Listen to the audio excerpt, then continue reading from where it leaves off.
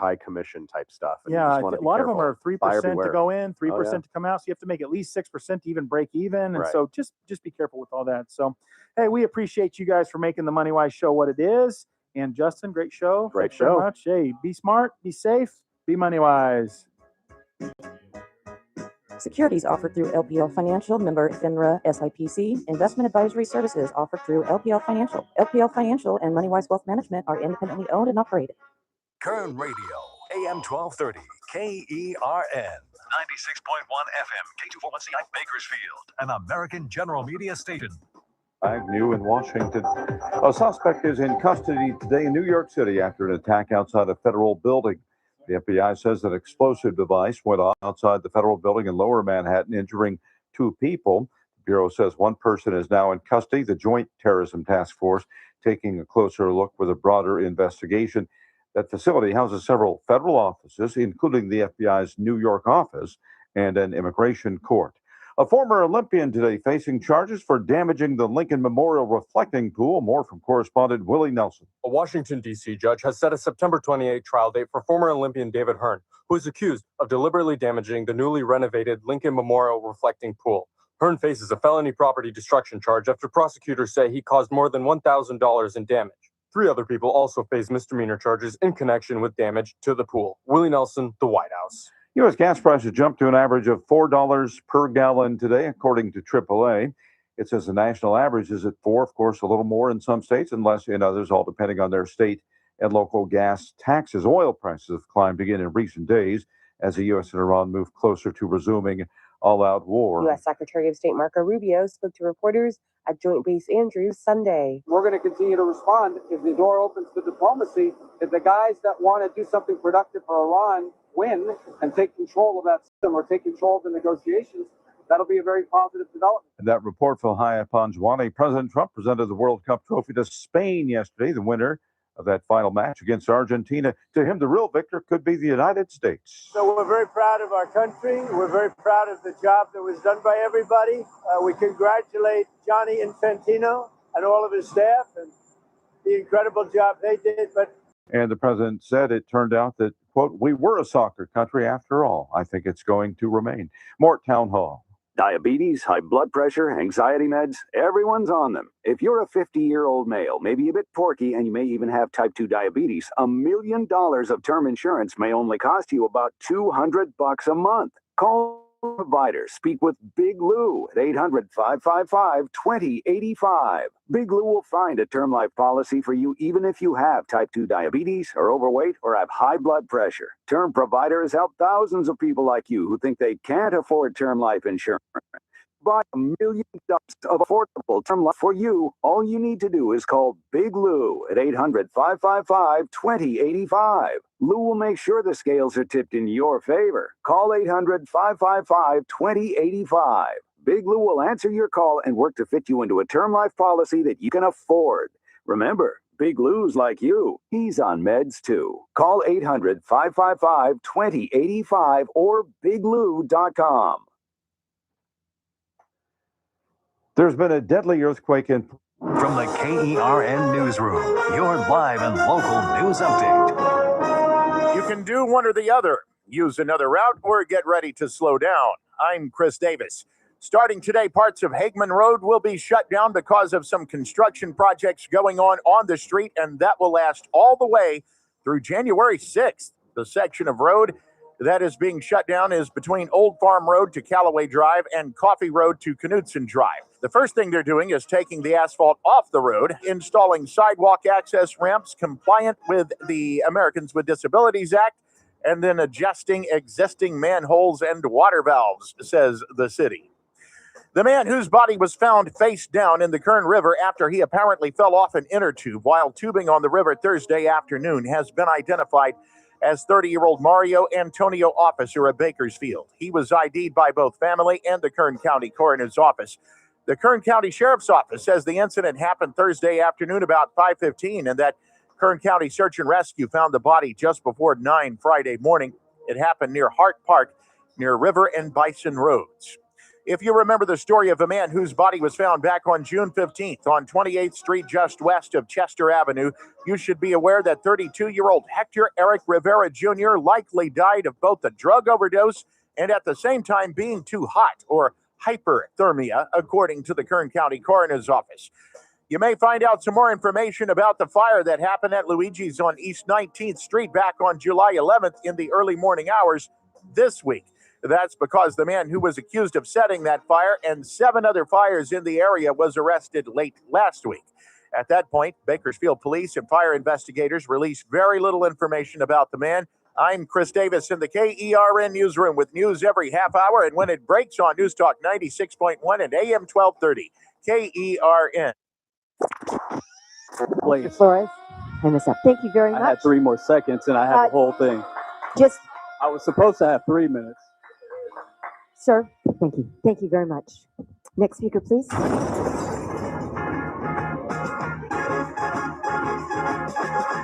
It's the JR Show. From Studio 99 at the American General Media Complex, here is your host, JR.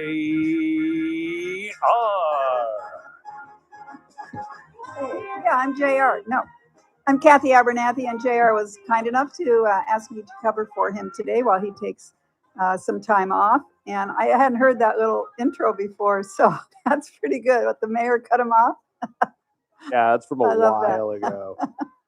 That's good. That's good. Somebody sometimes needs to, but no, I'm sure he was doing a good job, because a lot of other people speak before they're at council that aren't quite on track with issues. But welcome to the show. We have couple of good guests, 3 really good guests, and that you'll like, and then some of my pontifications on issues that I hope you'll be interested in.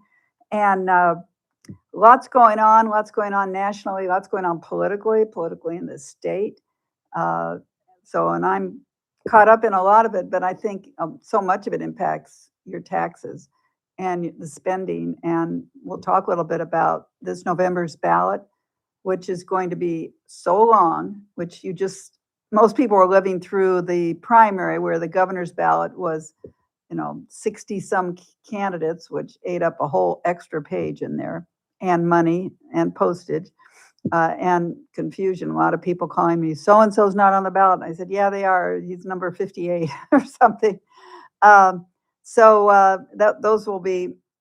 will be quite a ballot. And of course, the reason there's going to be 14 on the November ballot is the Democrats figured out after many years that more Republicans vote in the primary than Democrats. So they don't want the initiatives that they want a yes or no on in the primary, because they don't think enough of their voters will be voting. So they put them all on one ballot, which makes it so much more to have to study.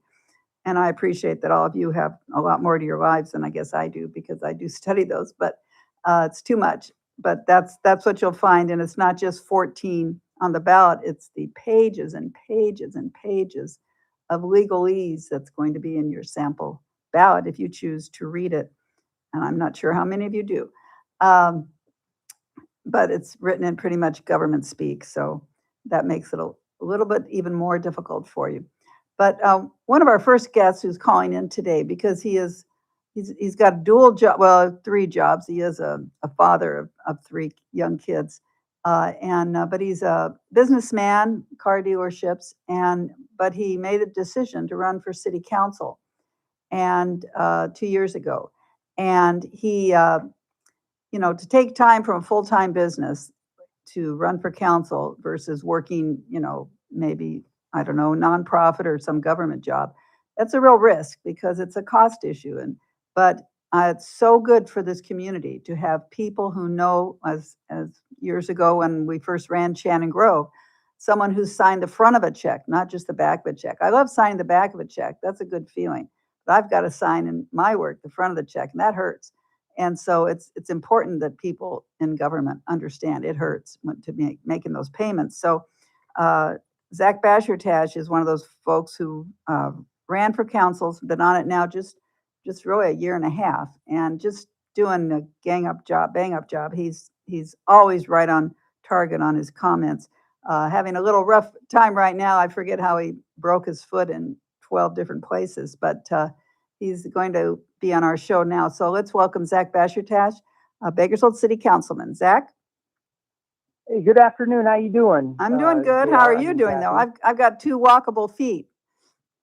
It's all right. This stuff happens. It's just you really start understanding gratitude for having both legs, both feet. It's my driving foot, so I can't drive. Can't everything that you think about. It's like this. The easiest way to describe it is imagine you wake up tomorrow and your body weight is doubled because you can no longer walk with that one foot, and so your body is being supported by just your one foot. And I don't know about you, but I'm not a Mr. Olympian that is used to carrying around that much weight on my. So it's been a challenge, but I can't complain. And what you got the wife Cicely's driving you around? Is that your chauffeur? I believe that God is perfect in His timing. Everything worked out. I broke my foot right in summer. My wife's a teacher. She's off, so she gets to spend her entire summer driving me around and listening to me complain about her driving. Well, yeah, that's true. That's I forgot about that part. I think you'll learn to wise up on that since you depend on her so much. But Zach, you've been outspoken on so many issues that we voters really care about, and versus some of the sweet talk that goes on and on and on about some of these issues that never go away in this town. So share with us how you see things in terms of what this council needs to face and face much more seriously. It's the same message that I've been chirping for the last 2 years since I started, and it's just the basics. We have to do such a better job. All government needs to get back to the basics of providing what people actually need. I mean, if you think back on how we were founded as a country, and I think about the Boston Tea Party, all these issues that we had as Americans about taxation without representation and not getting what we need and paying for it. And I think it's not just false, it's 10 times worse. I mean, if you look at your paycheck and you see how much of it's broken down and it's gone into so many different things, and then you look around and the roads are crumbling and you're having all kinds of other infrastructure issues. It's like, well, where the heck is my money going? You're taking $100,000 a year from me a year in taxes. What's it going to do? What is it going to how is it making life better for us? And so that's still the same fight, getting us to create just a more common sense goal as a council and as a city, just so that we have things better. And it's like, well, we have this going. Well, if it's not happening fast enough, if everybody's not feeling it, then it's not working. And we need to scale back. Like I've been saying for years, we need to scale back and focus and be brilliant at the basics. The best countries, the best governments, best businesses always are excellent at the basics, first and foremost. So, and when you say basics, I think you mentioned at a previous council meeting, there are things the city is supposed to do, and there are things that the county or the state does. We're not able, with the way the funding system is set up, that we're supposed to take care of everything the same as the county. I can't recall exactly what you were referencing at the time, but yeah, well, and it's just doing your role. And because people, it's frustrating because people expect so much and overlook the very basics. And it's like you're screaming at the wrong department at the wrong thing. This is not the department that handles, people just being bad humans or bad neighbors. And this is where policy gets made up, and this is where our basic rights as taxpayers get handled. And we've just gotten so overwhelmingly huge and are doing way too much, and we're neglecting the basic things in the process. I mean, I'm not going to go get a brand new haircut if my foot just got hacked off and I'm bleeding to death. I'm going to go get my foot fixed first. But priorities, it's just priorities, and trying to convince people what a priority is as a local government.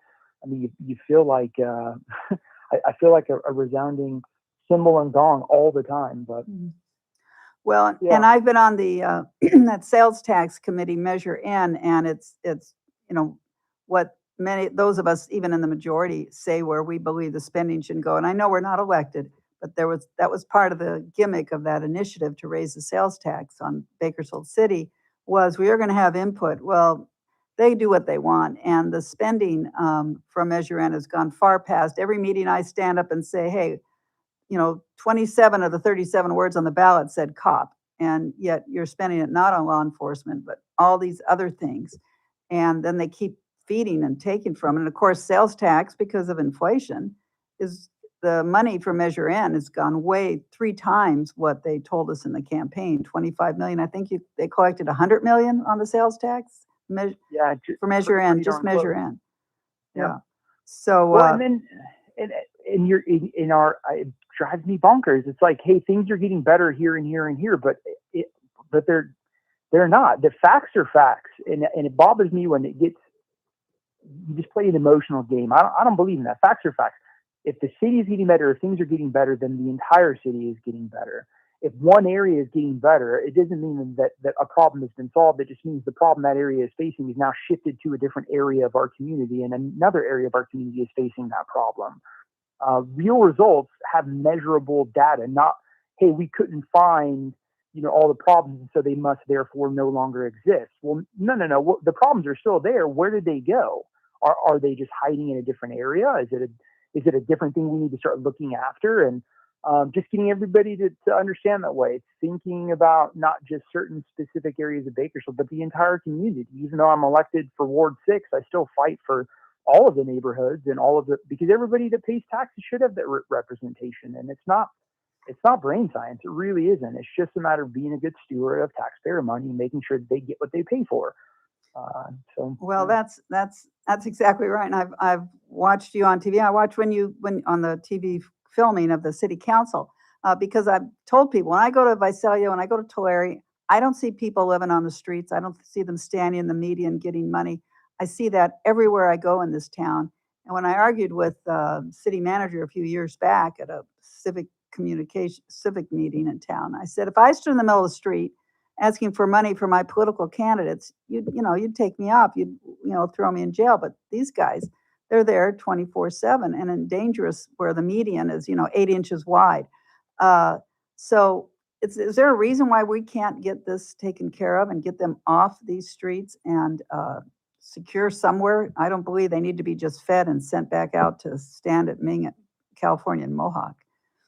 Well, no, history and facts have taught us over the last year this realization is really hammering itself into every city across it's housing first is not the solution that they thought it was going to be. They pushed that philosophy changed over a decade ago, where we as a country changed from treatment first for those struggling or addicted or committing crime to housing first. And we view every homeless person as someone that's down and out and that needs to be housed, which that's not the case. Some people lose their houses because they're drug addicted and stuck in a lifestyle that needs accountability, like a jail bed space where they can get sober for the first time and then get the treatment that they actually need and become a functional member of society again. But when you decriminalize drug use, open air drug use across the entire state, and people are allowed to do whatever they want, and then all of a sudden you've got a bunch of zombies walking around or people that are stealing and robbing and killing to feed their addiction. You're patting yourself on the back because prison populations are because you didn't decriminalize crime. Right. So of course prison populations are going to go when you decriminalize crime. And now all of a sudden crime is running rampant and businesses are closing down and fleeing the state, and mom and pops are shutting the doors because they keep up with the insurance premiums because they keep writing off stuff. People think, there's so many people think, I just stole from this place, they'll just write it off through insurance. Every year, insurance premiums get higher and higher and higher, and then a business can no longer afford it. Think about all the people that are complaining about their insurance premiums. Well, why do you think it is? Because people steal and they're not held accountable. And now we don't have enough jail bed space and prison space in California to hold these people accountable. And so it's all we did is put our state in a toilet for the last 20 years.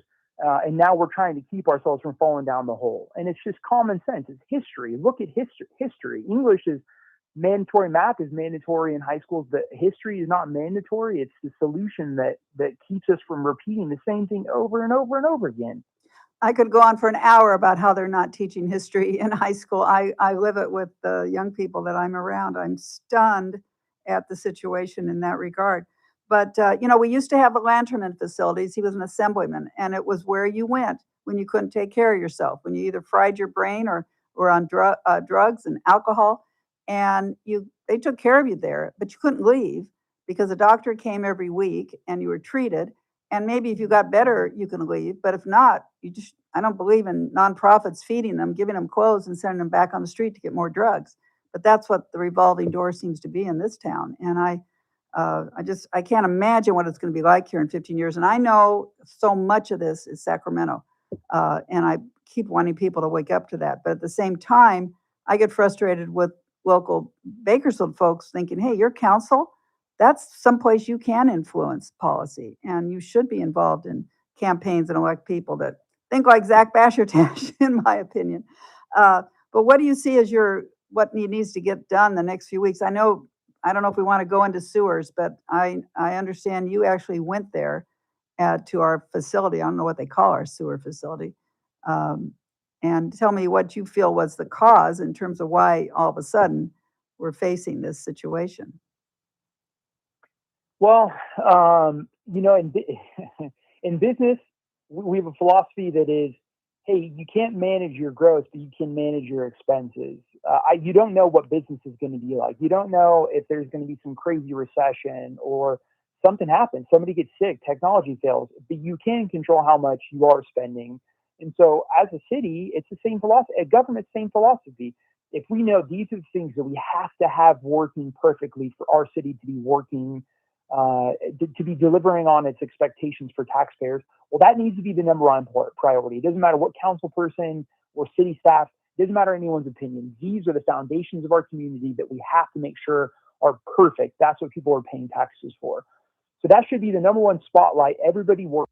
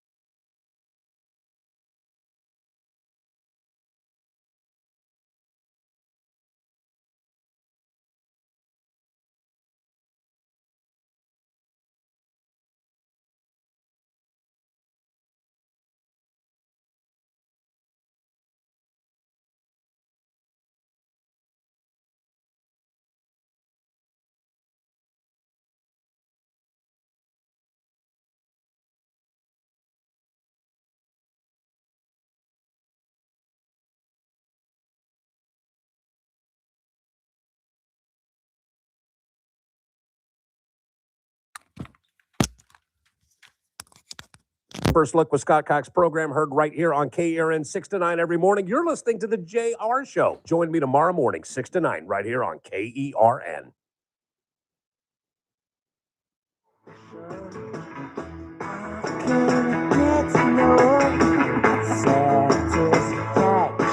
That's a good song about the city of Bakersfield. That's very good.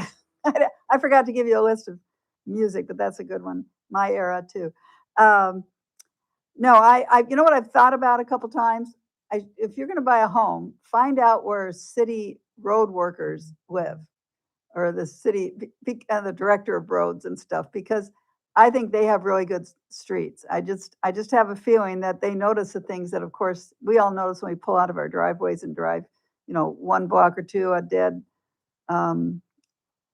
what do you call those things that a circle and you can't hit them? They're like rubber. I just forgot their name. Anyway, you know what I mean? They have a pointed nose and they're fat, and that's why you can't. Oh, my daughter would tell me if she was sitting here, because we had one in our yard. There are quite a few of the yards in the Northwest. But regardless, I think, I tell people, my daughter drove in her truck somewhere in town, got a nail in her tires. 2 days later, drive to church, 3 miles from my house, nail in my tire. How does this keep happening? I just wonder isn't someone supposed to clean, the roadways and look for this sort of stuff? But it's a battle with the city, because what Zach's referring to is that people come up because it's open session and anyone can speak at the beginning, and they'll stand there and say, we don't have enough ice cream stores in town, and why don't we? And so then you're supposed to somehow vote to pay to make sure we get more ice cream stores in town. So just silly things like that, and even more ridiculous. So we're gonna break now. I'll be back in a few minutes. In Washington, a suspect in custody today after an attack outside a federal building in New York left 2 people injured. That building houses several federal offices, including the FBI's New York office and an immigration court. U.S. Central Command says another American service member has died during Operation Epic Fury. The service member was killed in northern Iraq during the controlled detonation of unexploded ordnance from a downed Iranian attack drone. The president's new plane getting an upgrade to make it a little safer. President Trump told reporters the new Air Force One will be taken out of commission for a few weeks for a security upgrade. Paying a little bit more at the pump, AAA says gas prices hit $4 a gallon today. 1 year ago, they were at $3.14, of course, driven up of late by higher oil prices brought on by escalating tensions between the U.S. and Iran. At the close on Wall Street, the Dow was off 307 points. This is SRN News. If you're watching the market, you may know that gold has pulled back more than... Headlines from the KERN Newsroom. I'm Chris Davis. Parts of Hageman Road are being shut down starting today, and that could stretch all the way through January 6th. That is because of construction there, which starts with deconstruction. The asphalt will be stripped, then there will be repaving and retooling of both sides of the street for compliance with the Americans with Disabilities Act, from Old Farm Road to Callaway Drive and Coffee Road to Knutson Drive. If you've been keeping up with the fires at some Bakersfield restaurants, police believe they have the one that happened at Luigi's on East 19th Street back in the early morning hours of July 11th, possibly solved with the arrest of a man late last week. But so far, very little info has been released about that man, and that may happen this week, possibly, with the first appearances in court. I'm Chris Davis in the KERN Newsroom with news every half hour, and when it breaks on News Talk 96.1 and AM 1230, KERN. Kern Radio, News Talk 96.1 and AM 1230, KERN. In Kern County, valley fever affects more than 3,000 people each year. But together, we can change that. Join Kern County Public Health as a Valley Fever ambassador. You don't need medical experience, just a willingness to help your community stay informed. Neighbors sharing with neighbors. Coworkers looking out for each other. Be part of the solution by signing up for a 30-minute virtual training. Yeah, that's what I ran in there and tried to fix because the headphone had died. Yeah, the microphone died, so I had to switch it out real quick. You should be good now. I just checked it again. Golden Muscle Emergency Declaration. We'll talk about Lois Henry will be here from SJV Water. We'll talk about whatever's going on in the world of water. We'll just see if Golden Muscles come up. We have news and traffic and weather. It's all happening 6 to 9 a.m. right here at News Talk 96.1 and AM 1230 KERN. News Talk 96.1 and AM 1230 KERN. It's that man again, Ralph Bailey. You're listening to the JR Show on News Talk 96.1 and AM 1230 KERN. Keep it locked. TRBS coming up at 3. When I was younger, so much younger than today. Okay, we're back. The JR Show. This is Cathy Abernathy, and wanted to share. The president was on last week talking about the SAVE Act, the save the integrity of the elections process, basically, and it's to tighten up what's become very loose on rules, which are the liberals are trying to make it even more loose. But to ask for a driver's license to show ID and then to have the response be from the Democratic Party. No, that's not fair to people that don't have a driver's license. Well, prior to 2000, which is 5 years ago, so when we or you were electing Obama or electing Bill Clinton, how'd you get to the polls? You had to drive, could take the get bus, but I'm betting most of you drove, and I'm betting most everybody has a driver's license, and the state of California even has an ID that is not, if you don't want to drive, that they have, that's the same process. So, and I think it's $4 or $7, but you really can't get around. You can't get welfare benefits. You can't get anything without identification. But the goal of the Democratic Party is not to have any of that. What's the reason? Are there really people that are anxious to vote but have no idea and no way to prove who they are? I just don't think that's believable in the least, unless you're having the same person go in 10 times. So we could go to that, whatever they did in Iran, where they painted your thumb with some paint when you voted, so that means you couldn't show up and vote again. But to ask for a little sensibility on this, I looked for some other areas that are much less significant than voting and picking the President of the United States, picking the U.S. Senate, selecting a member of Congress, having that kind of influence doesn't require some form of organized identification. I want to talk to you about getting a Kern County library card. And this is fact. This is from their website. You have to have proof of identity. You have to have proof of residency, and then you fill out another application. The proof of identity has to be current. It can't be expired. That's probably another problem for a lot of people that maybe have dodged the bullet of trying to pay every year to re-up their driver's license, or but that's part of. It's not expensive, and I'm sure there's a program for everything. So there's probably a program to help you pay for it. But the identity would be your driver's license or a military ID, border crossing card, passport. It includes prison ID. You can get a library book with a prison ID. I don't know how you get the book, but you can do it that way. Then you have to have proof of California residency. This is to get a library card, folks, which would be like a utility bill, your phone bill, your gas utility bill, water, in the last 30 days. It has to be that current to prove you actually live here. So this is also mandatory. They want to see car registration, car insurance, mortgage, rental, lease agreement. Again, something to prove you actually live here. That's to get a library card. Okay. And then the third thing is to fill out that form. And they also would like a piece of recently delivered mail, which would show that you are receiving mail there. And that's to get a library card. And yet the Democrats, including the Democrats in this county that are elected officials or in this city council level, assembly, state, senate, they all scream about we can't have ID that Donald Trump is asking. And yet we did have it for years here. We had all this for years. Food stamps, if you want to get food stamps, you have to have a driver's license or state issued ID card. That's exactly what we're saying you should have to vote. A U.S. passport. birth certificate. And then they say voter registration card, which in this state would be counterproductive because we don't have any requirements for proof of who you are when you register to vote.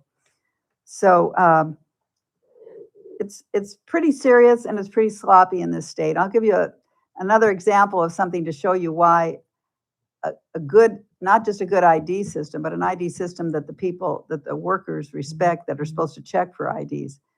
And I won't say too much to identify who this person is, but he's a young man and he's kind of short, if you call it short. He's about 5'3". And he was from another state, let's say Iowa. And he was used to voting with a driver's license. So he needed to vote here in Bakersfield. So he went to get a driver's license and he filled out the form. This was during the I identify as era, if you remember that, which is still going on. And he put down his height was 6'1". Understand he's 5'3". And he put his phone on to film to make sure he recorded when the person at the DMV took his paperwork. And they looked at it and they looked at him. I guess they might have looked down at him, I don't know. And he said to them, "Is this okay?" And the guy looked at it and said, "Yeah." So he accepted his height, which means if he robs a bank, they're going to look for a 6'1" person, as he runs out the door. But not only did he get that license, he then was concerned he was going to fly on an airplane and leave from LAX. So he took his passport just in case the driver's license didn't work. Driver's license was fine. He got right on the plane saying he was 6 foot tall. Then he went to one other event where he had to have identification. He was worried again, and he took the passport as well. They never asked for it. The driver's license was fine. Then he made a critical error. He went fishing in Kern County, and the fishing police, whatever they're called, that checked about you having a license for fishing, when they looked at his ID, he was busted. So that gives you some real respect for the folks that are watching the fishing situation in our county. But to show you how it starts to becoming so automatic to take these IDs because they must be correct, because how could the government do something that isn't correct? Well, this is how it happens. It happens with both government work, with people not being honest, but this young man was making it clear, is this okay? Because he was going to change it if it wasn't. And government workers not doing their job, that first person should have said, absolutely not, because you can't swear to me that you're 6 foot tall. And then all the other places where you're supposed to show ID and they take it so casually. So we do need to get more serious about things like this and not just rule it out as, oh, that's a Republican thing, or though that's Donald Trump. It's a minimum, and we had it in this state for years and years. For 80 years, we've had these requirements, but they've slowly been erased.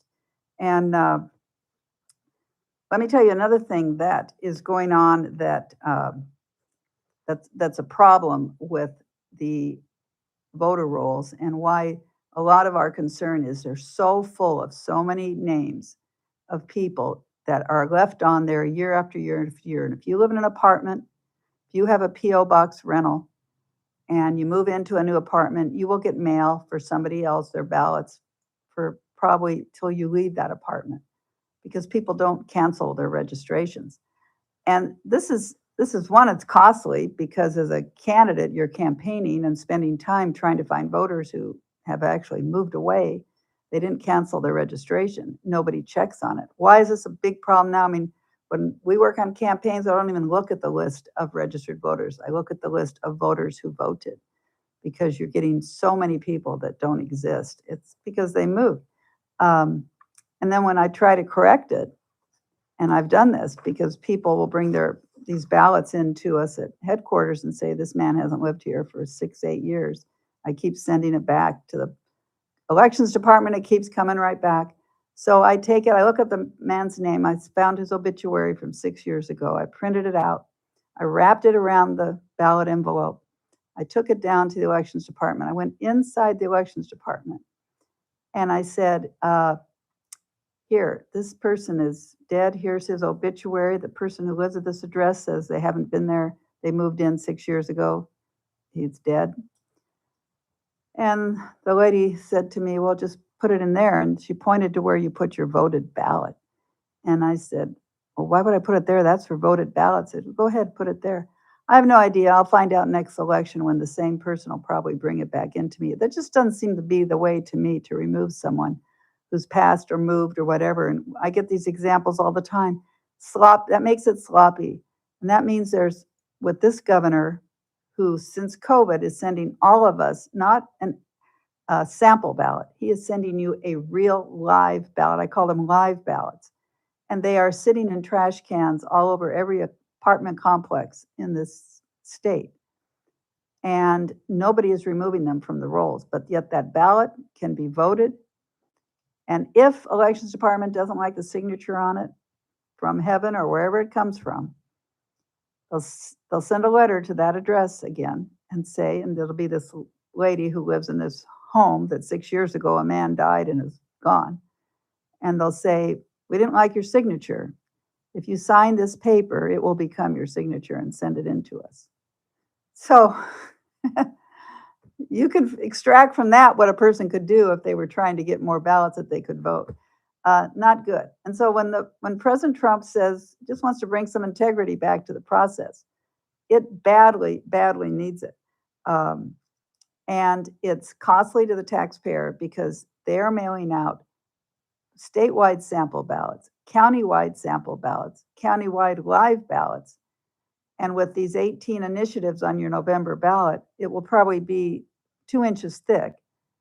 And all that cost we're bearing, and we're probably sending 40, I know what we're sending. We have 20 million voters, but no more than 12 million ever seem to vote.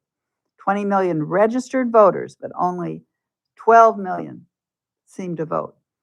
And you're either going to say, well, those other 8 million aren't interested. I'd say, I bet 3.5 million or 4 million of those have moved or are dead. So I'll give you another example of why Donald Trump is right. We need to clean up the rolls. We need to clean up the rolls now. And of course, he's concerned about this November. We all are. Both parties are. Both parties want to win, but we got to win fair, or it's not good. But so we'll take a break now and come right back. This is Cathy Abernathy filling in for your friend JR, who is off today.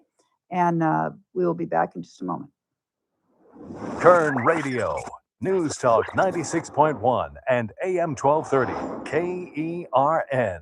The Ralph Bailey Show, weekdays at 3 p.m. You know, at first, I thought it was overcharging the guy that tore a piece out of the reflecting pool. But then Eli Honig, a former federal prosecutor on CNN, pointed out, what if somebody damaged the Vietnam Memorial? No, I think they should go after this guy. They are absolutely right to put felony charges against this idiot dipping into the reflecting pool. The Ralph Bailey Show, News Talk 96.1 and AM 1230, KERN. Most people don't want more financial information. They want clarity. They want to know they're making the right moves and that someone's actually paying attention. That's what we do at MoneyWise.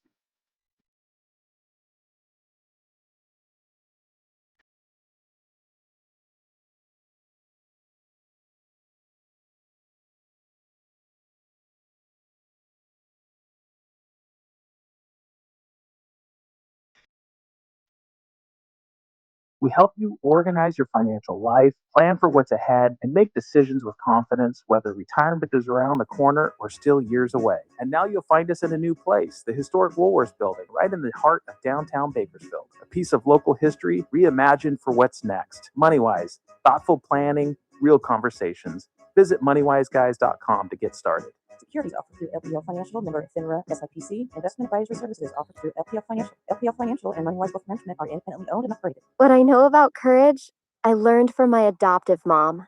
She said sometimes you just gotta hold on and know we'll get through this. Mom, we are so high up. Hold my hand. No, you hold my hand. Here we go.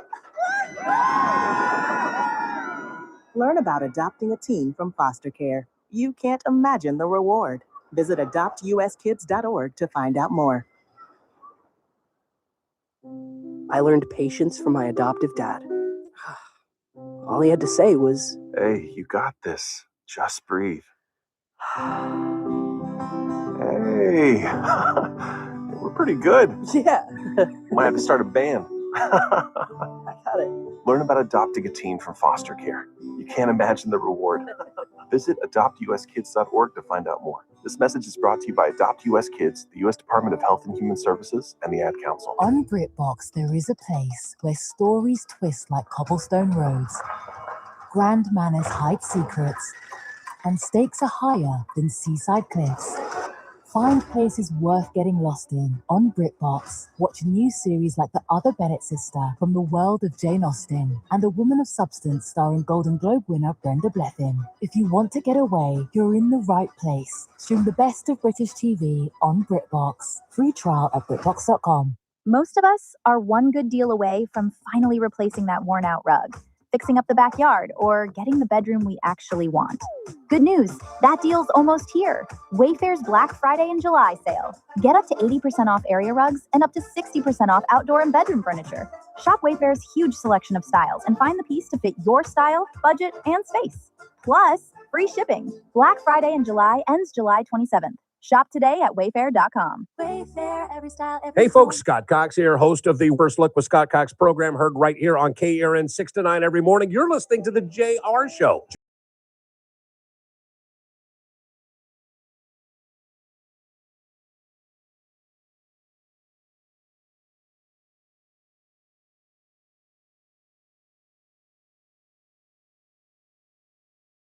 Very tall in my esteem.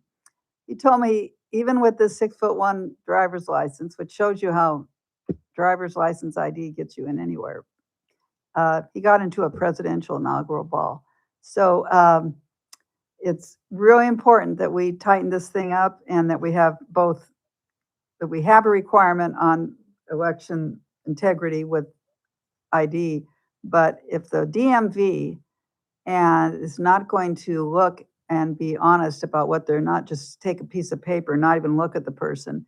They could put male, female, whatever. They could say they were born in 1910 and they're like in their 20s. If they're going to just take it and not put any brain power to it, that's no better.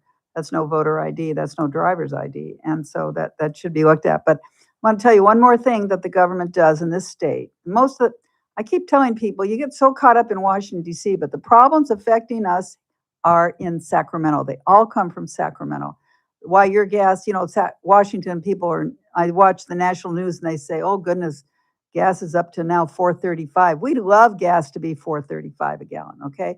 Because we have so much taxes on top of what everybody else pays that other states don't pay at the rate that we do, which is about $14 of every tank goes to Gavin Newsom's pocket.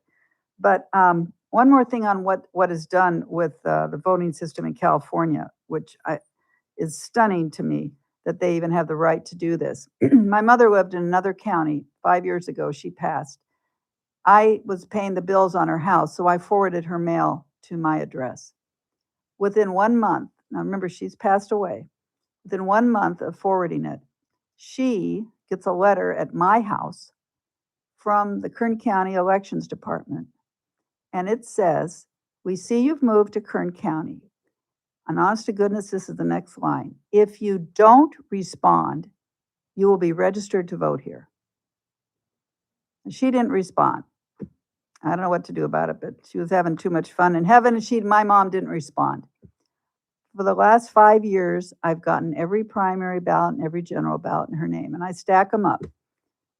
And I've complained about it. My number one complaint is, why did the Elections Department in California get the forwarding address from the post office and take that as an absolute, this person lives here now and wants to be registered to vote here? Why don't they expect that person to go down and re-register in that county? Why are they so desperate to get them registered? And I'm presuming there's some funding mechanism they get, which is a lot more dollar than it's worth, to make them want to boost up their rolls so badly. But for something as simple as a forwarding address, which some people do maybe in the summer when they have a beach house or something, and then decide to register them there as well. So I just want to tell you, those are all the things that this state does, which increases the size of the voter rolls, which is why I tell you there's 20 million registered voters, but 12 million vote. And so I'm fairly certain that a lot of that other 8 million just don't exist anymore, have moved somewhere else, are voting somewhere else in California or another state, but they're still getting all the taxpayer mailings, all the materials that the state taxpayers pay for to get them to vote. So anyway, I think a simple solution we had in this state for 100 years until about 15 years ago, which was if you don't vote every 4 years, which would mean a presidential year, general to general, if you don't vote, you are removed from the rolls. You can re-register. It's very easy. You can do it online, but you're not going to stay. And why do they do it? Because likely you moved, particularly if you lived in apartments. A lot of them move more often. Possibly you died, like my mom, and anybody else once they hit over 90. And by the way, I tell the Democrats my parents lived into their mid-90s, so I'm not going anywhere. But I digress. But those are reasons why we should be cleaning up the rolls in California, and that's another reason for corruption, because if somebody has an apartment mailbox and they keep getting a live ballot for someone who used to live there, and they're passionate about some race here in town or statewide, or they want to get somebody in or out of office, very tempting to vote. And then the rule is whatever you sign on that paper when they say we weren't wild about your signature, that becomes your signature. They don't throw the vote out. So I need to run for Secretary of State, and I'll get all this changed. I wanted to mention one more thing because it was so newsy last week, and so sad, not newsy, not a pathetic way for me to say that. Senator Lindsey Graham, with all the hero stories you read, and there's a lot, and I encourage folks to read more about him. He's a brilliant legislator, so committed, and as you can tell, his last 10 days before he passed, he was involved in trying to solve and could be at the point of resolving the conflict between Ukraine and Russia, because he's putting penalties for telling Trump to put these penalties on these countries who kind of sneakily do business with Russia while having a happy face with us. No, that's not going to continue. And he was negotiating a package that I believe the Senate is going to pass. But I think most of you maybe don't know him, maybe know him by name, maybe see his face. But if you were fortunate in February 20 of 2020 to have come to the Kern County Lincoln Day dinner, Republican Party Lincoln Day dinner, that was 6 years ago. He was the guest speaker. Kevin McCarthy brought him here to Bakersfield, and Lindsey Graham was our guest keynote speaker. And the dinner's 6 o'clock reception, 7 o'clock dinner, 8 o'clock or so, he would come on. The guest speaker speaks, as any dinner goes. So about 6 p.m. or 5:30, I get a call from Senator Lindsey's staff, and they say to me, "When are you going to have Senator Graham on?" And they said, "You're going to get him on early." And I said, "Well, I mean, we're going to eat, and we're going to have a couple program things, and then he'll speak." They said, "Well, you want to get him on early because he's been flying for a couple days and he's going to be tired, and he's not funny when he's tired." And I said, "Funny?" I said, "I wasn't expecting to get funny out of Senator Lindsey Graham. I didn't understand it, you know." And so an hour and a half later, when he spoke, it was at the DoubleTree that year. It's usually at the Marriott. We were crowded. There was you could barely walk in there. That man was a stand-up comedian. He was so funny. It hurt. Your sides hurt from laughing so hard. And any of you that might have been at that one, and I am desperately trying to find the recording because we always record it, but I cannot find a copy of it. I just wanted people to know there was a whole other side to this man who was such a great senator. And of course, the story of his life is heartwarming too, sad, but heartwarming how people do handle adversity without the government, totally stepping in and taking over, but how he took over when both parents died and he was 19. I mean, what young man at 19 then takes care of his sister who was 7 years younger, 12 years old, with no parents. And he took care of her, for many years. Of course, she's married now. And now she did replace him in the Senate temporarily, or she may even run. I don't know much about her, but I would think that she learned from a good one. But I just want to tell you, in Bakersfield that night, 500 people had the opportunity to hear him. And I know I was talking to Ken Weir about it because he was chairman then, and he sat with him, and he just thought he'd never heard a man so funny as a politician. But he was that night, and we appreciated Kevin McCarthy bringing him to us. So one other issue that's, again, political campaign type issues are of interest to me, and I hope to you because it is they make a lot of news, but a lot of false information comes out about it. And this issue of citizenship and birthright citizenship, and it seemed natural. Well, you're born here, you're a citizen. The Constitution, the writers of the Constitution in 1787, they wrote it up that way. But were they thinking about jet travel and the ease of mass migration into continents from far away? And the reason being because some countries were desperately in worse shape than what America was going to become, which is such an attraction. Were they thinking of that and the clever things that people have come up with? And I thought we should talk about that. And we're going to have coming up here after the 2:00 break, a woman, Amy Swearer, who, when I say that, it's like swearing, Swearer. I also need to correct, my daughter reminded me, the word was possum that I was trying to talk about, possum. She says, oh, possum. I don't know the difference, unless it's in your kitchen, and I would go, oh, possum. Okay, another cheap joke, sorry. Chris is going there, and he's just like, when does this end? What is the difference, Chris? There is an No, there is a opossum. difference. I've been told this. I just don't know exactly what it is. It I can't think be it's male, female. no, it's nothing like that. Like they're both the same family, but there is a slight difference, I guess. Or maybe it's just like a southern and a non-southern thing. I don't know. Well, I know that they are so blubbery, and this possum had bit my dog, which is why I took after it with a shovel. I hit its body about 20 times doing nothing, it just bounces off till I got to tell you, I had to use a shovel in his mouth. That was the only way I could stop him, but he was biting my dog. So that was possum. All right, so we're going to go to the news break, and then we're going to have Ms. Swearer on to talk about the citizenship case. Current Radio, AM 1230, KERN, 96.1 FM, K241CI Bakersfield, an American General Media station. I'm Keith Peters in Washington. National Hurricane Center Deputy Director Jamie Rome says forecasters are keeping an eye on a tropical depression that has formed in the Gulf off the Florida Panhandle. We were watching this yesterday, and is a little bit better organized today in the satellite imagery, but still not quite enough organization and strength to be classified a tropical storm. That said, we do anticipate slow development over the next 24 to 36 hours, potentially bringing this to a tropical storm strength later today or tonight, at which point it would acquire the name Bertha. He warns the system could produce a life-threatening storm surge over a wide stretch of the northern Gulf Coast and unleash heavy rains capable of triggering flash flooding.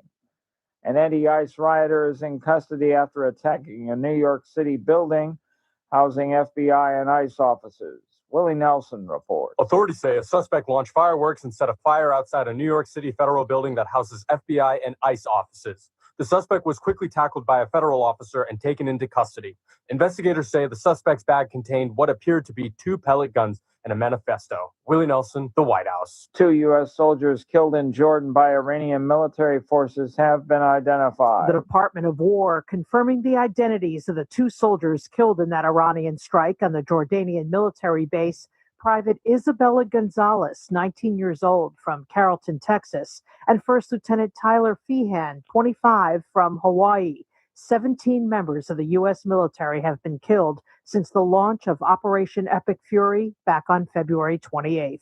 Correspondent Laura Winters reporting. On Wall Street, the Dow down by 307 points, the Nasdaq dropped 12, the S&P lower by 14. More on these stories at townhall.com. Hi, I'm Kirk Cameron. Christian Healthcare Ministries is not another health insurance policy. If you're tired of year-long contracts and pointless restrictions, CHM offers anytime enrollment on your schedule and at your convenience. With CHM, you're paying half the cost of a traditional health insurance plan. So that puts more money back into your budget for everyday needs. Plus, you'll have access to CHM's care solutions for virtual appointments, prescription savings, surgery support, and more. My family and I joined in 2018, and it's changed our lives for the better. We love paying way less while helping other believers afford their medical bills. Take the leap of faith and see why Christians across the nation are better with CHM. Get started by calling 1-833-JOIN-CHM. Amy is on the line. First month. That's 1-833-JOIN-CHM and use promo code WELLNESS. Tragedy in the Lone Star State. Authority. From the KERN Newsroom, your live and local news update. You can do one or the other. Use another route or get ready to slow down. I'm Chris Davis. Starting today, parts of Hageman Road will be shut down because of some construction projects going on the street, and that will last all the way through January 6th. The section of road that is being shut down is between Old Farm Road to Callaway Drive and Coffee Road to Knutson Drive. The first thing they're doing is taking the asphalt off the road, installing sidewalk access ramps compliant with the Americans with Disabilities Act, and then adjusting existing manholes and water valves, says the city. The man whose body was found face down in the Kern River after he apparently fell off an inner tube while tubing on the river Thursday afternoon has been identified as 30-year-old Mario Antonio Officer of Bakersfield. He was ID'd by both family and the Kern County Coroner's Office. The Kern County Sheriff's Office says the incident happened Thursday afternoon about 5:15 and that Kern County Search and Rescue found the body just before 9 Friday morning. It happened near Hart Park, near River and Bison Roads. If you remember the story of a man whose body was found back on June 15th on 28th Street just west of Chester Avenue, you should be aware that 32-year-old Hector Eric Rivera Jr. likely died of both a drug overdose and at the same time being too hot, or hyperthermia, according to the Kern County Coroner's Office. You may find out some more information about the fire that happened at Luigi's on East 19th Street back on July 11th in the early morning hours this week. That's because the man who was accused of setting that fire and 7 other fires in the area was arrested late last week. At that point, Bakersfield police and fire investigators released very little information about the man. I'm Chris Davis in the KERN newsroom with news every half hour and when it breaks on News Talk 96.1 and AM 1230. KERN. Please. Flores, hang this up. Thank you very I much. had 3 more seconds and I had the whole thing. I was supposed to have 3 minutes. Sir, thank you. Thank you very much. Next speaker, please.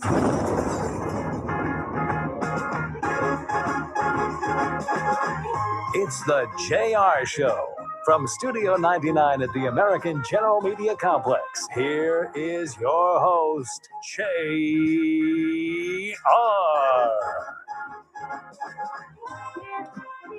Thank you. We're back to the second half of the JR Show. And our guests, I know you folks heard about the Supreme Court, all their decisions come out before they break for 3-4 months so they don't have to face the media for a while.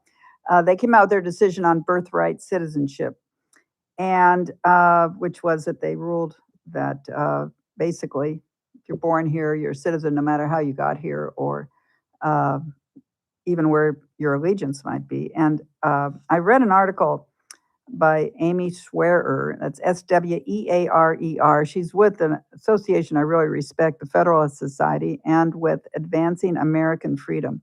You can find really good detailed articles, brief or long, on some key issues going on in this country. But she assessed the situation from their point of view that they have to use, but she also had comments about a solution. And so I wanted to have her share both why she felt their decision was the way it was and what possible solution there might be. So welcome to our radio show, Amy Swearer. Amy, you there? Yes, can you hear me? Yes, I sure can. Oh, perfect. Thank you so much for having me. Yes. Now, fill us in on this decision in brief. What you, and I believe, I won't give away the story here, but you somewhat agree with their logic, but you also have a solution. So tell us about that. Well, so I actually disagree with what the majority did here. Again, you have the majority in this case say that President Trump's executive order on birthright citizenship was unconstitutional because they would read the 14th Amendment Citizenship Clause as basically stating that everyone who's born here, except for like a couple of very specific exceptions, like the children of ambassadors, Well, they are all citizens because if you look at the citizenship clause, it says you must be both born here and subject to the jurisdiction thereof, which a lot of people forget.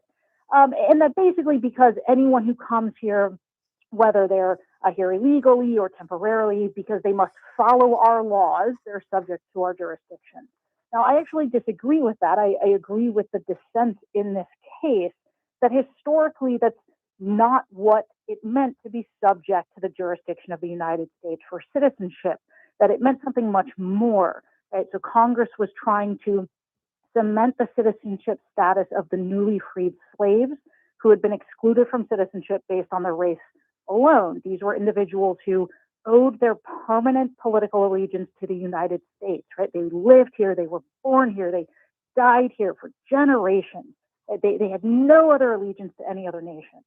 And that was the type of individual that Congress and the nation and the people who ratified this amendment thought they were giving citizenship to. It didn't matter what your race was, it didn't matter what color you were, but it did matter that you had lawful, permanent ties to the United States.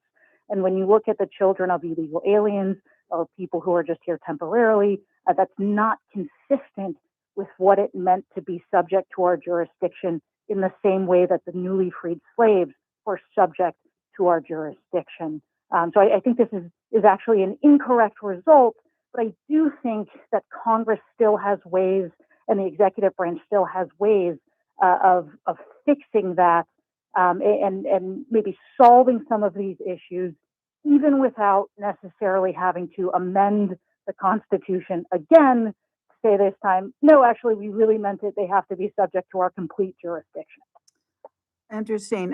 So the 14th Amendment, more so than the original Constitution, it's 14th Amendment that the Supreme Court relied on for their decision mostly. Is that what you're saying? Yeah, so the 14th Amendment is where we get for the first time in American history this definition of what it means to be born an American citizen. And so that was what the Supreme Court was fighting over here. There's also a statute, a lot of people don't realize this, the statute that Congress passed in the 1950s that uses the same language as the Constitution, but it is, at the end of the day, in that 14th Amendment language that we're debating back and forth. What does this mean? And I think the court here gets it wrong. And so these ambassadors from foreign countries and all these other, I don't know what titles they have from foreign countries who come here and live in New York City and other places, they're all, you can't arrest them, I think even, well, if I believe Blue Bloods TV show, you can't arrest them even for murder or anything, right? Because they're not citizens of this country and that you can't touch them or something? Well, historically, and this is part of the reason the court, the majority of the court, says, the children of ambassadors historically have been excluded from citizenship. It's this, and I don't want to get too legal here, but it's called the fiction of extraterritoriality. Basically, we created this idea of, well, the ambassadors sort of, and the place where the ambassador is staying, well, it's not really the United States anymore, right? It's we consider it sovereign territory, and it comes from the English common law. The point is, though, this was a very narrow exception at common law, and so one of the things that Congress and that really has been raised is, what do we do then about the children of other foreign diplomats? Because right now we have hundreds of potentially foreign diplomats and their families in this country. And we really need to look at, are we ensuring at the very least that, as the Supreme Court says that we ought to be excluding their children from citizenship and making sure that we are actually doing that as well. And it's not clear at all that past administrations have been doing their due diligence and ensuring that we aren't actually treating the children of these foreign diplomats and these ambassadors as American citizens, because it's one of the few things that both sides of this debate actually agree upon, is that historically they are excluded as not subject to our jurisdiction. And for that very reason, that they are subject to the jurisdiction of another country. So that's why they don't get it both ways. But, well, that's, so So that dilemma, because then we also have today what I'm reading about these Chinese, whether they're communists or just very wealthy people, men that are fathering children over here from some paid person, American citizen, and then they're getting citizenship that way, and then they can buy apartment, everything else they want, whatever they want to do in this country, and I don't know where they end up living, but that's something else the founding fathers and even the men around during the 14th Amendment wouldn't have even known that was possible to do. But absolutely not. And so we actually call this birth tourism, and it's part of the reason that from our perspective, President Trump was right with his executive order. This is a very serious national security issue. It's, like you said, essentially you have people either come over here temporarily as tourists or use American surrogates to birth these children on American soil and then immediately take them and raise them in foreign countries as loyal foreign citizens, but who have an American passport, right? And who can claim American citizenship when they come back. And these families can then take advantage of these American citizens and these passports to themselves and get into the United States to get fast-tracked to citizenship.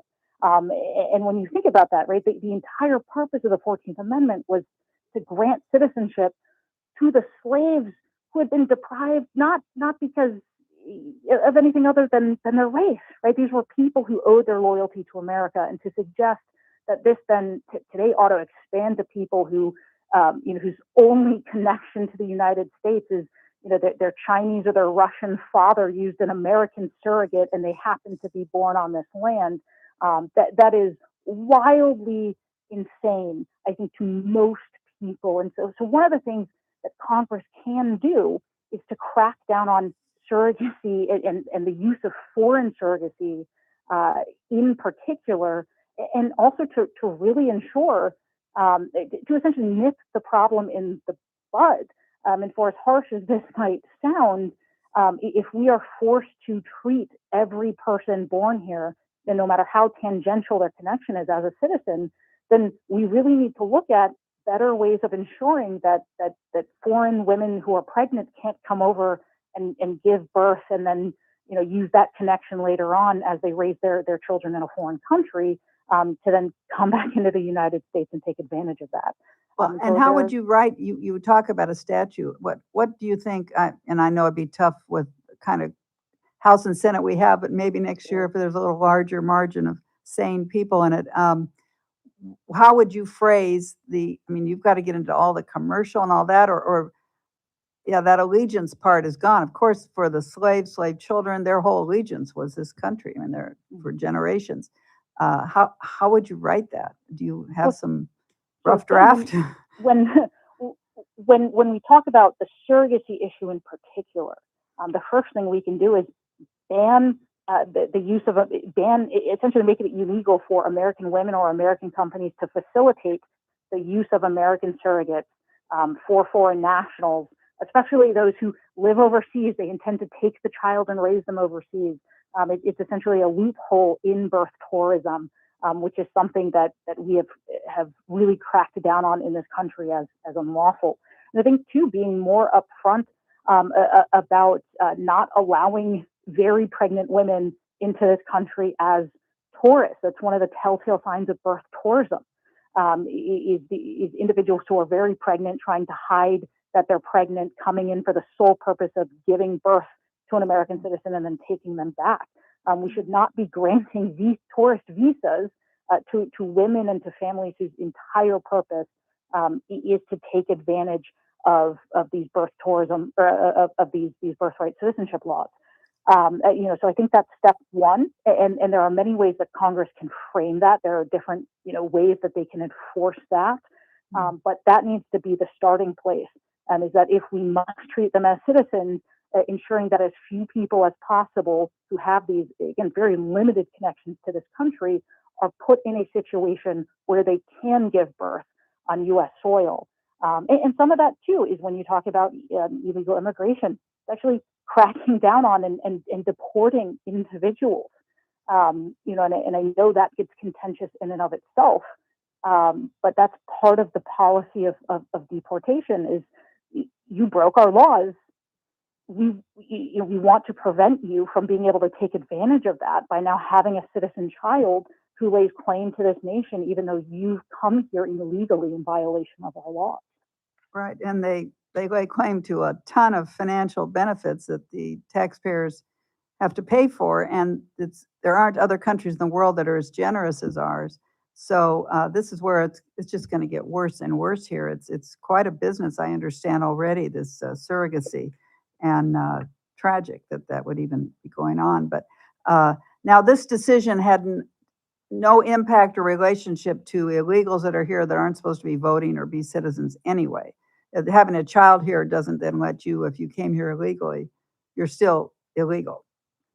Correct. Though sometimes, and oftentimes, especially under more left-leaning administrations, there is a tendency to just not deport people who have American citizen children, because often, obviously, if you have a young child, right, you can't deport the citizen, but if you deport the parent will take the child with them because they don't. And so for a lot of Democrats, that becomes unpopular.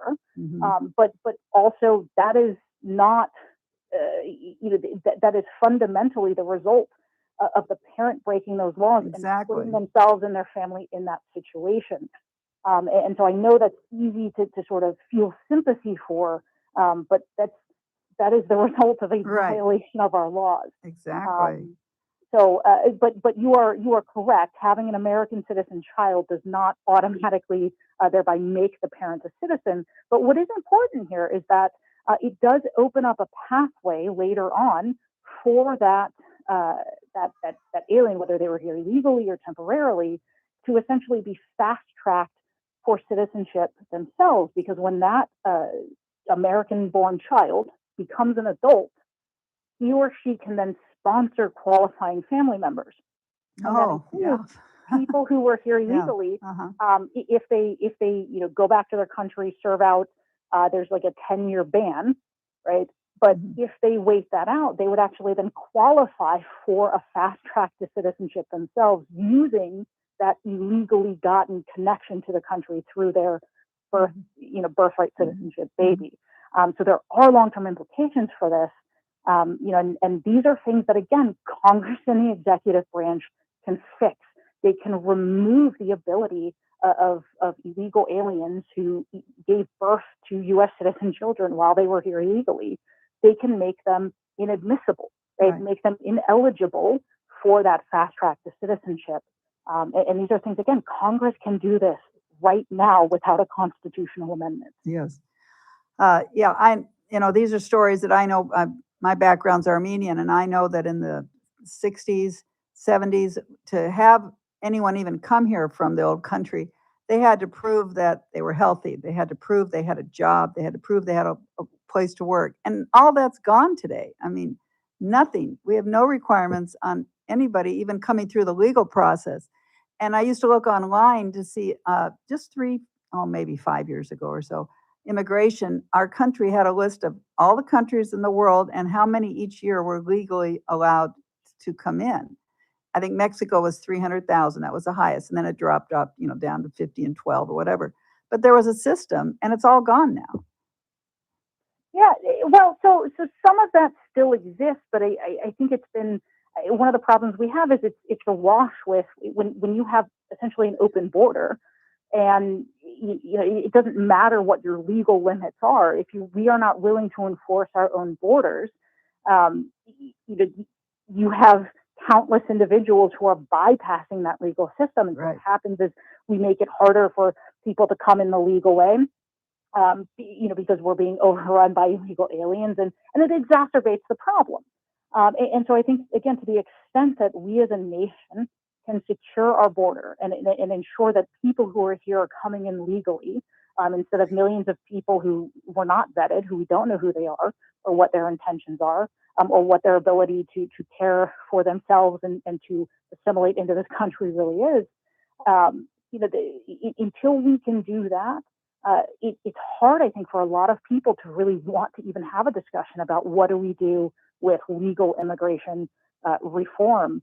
And I think that's unfortunate for a lot of the rest of the nation, or the rest of the world, that we would love to see come in as immigrants and become Americans. Exactly. And so it's unfortunate. Everybody suffers because of our inability. And I don't want to even say inability, because clearly we have the ability, but our lack of care, right? Our lack of concern, our lack of desire in many years to just enforce our border laws in the way that other nations do.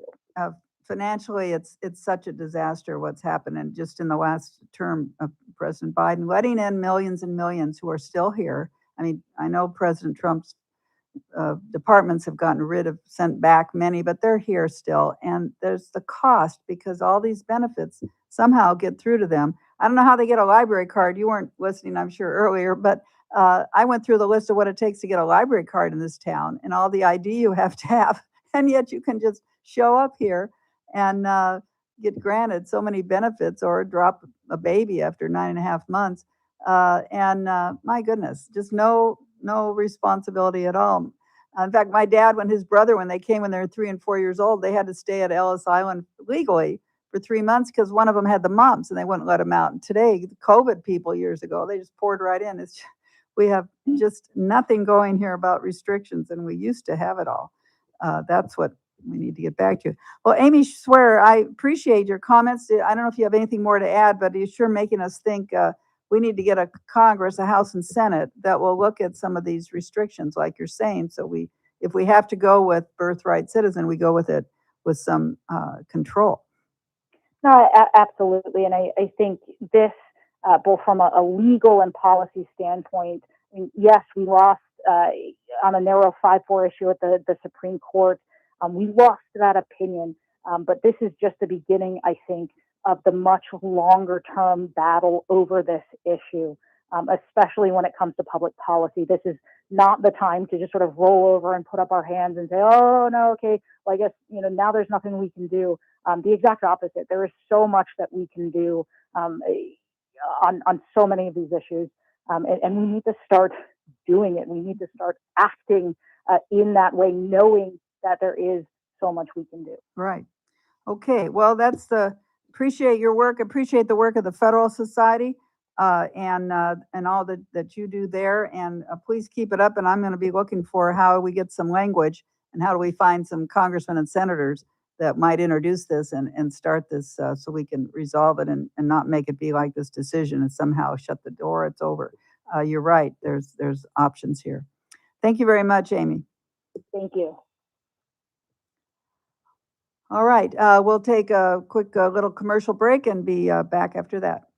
Kern Radio, News Talk 96.1 and AM 1230, KERN. It's Monday, one of the hardest days of the week. No, not because it's return to work, because I have to wait so long just to be able to get into the stockyard.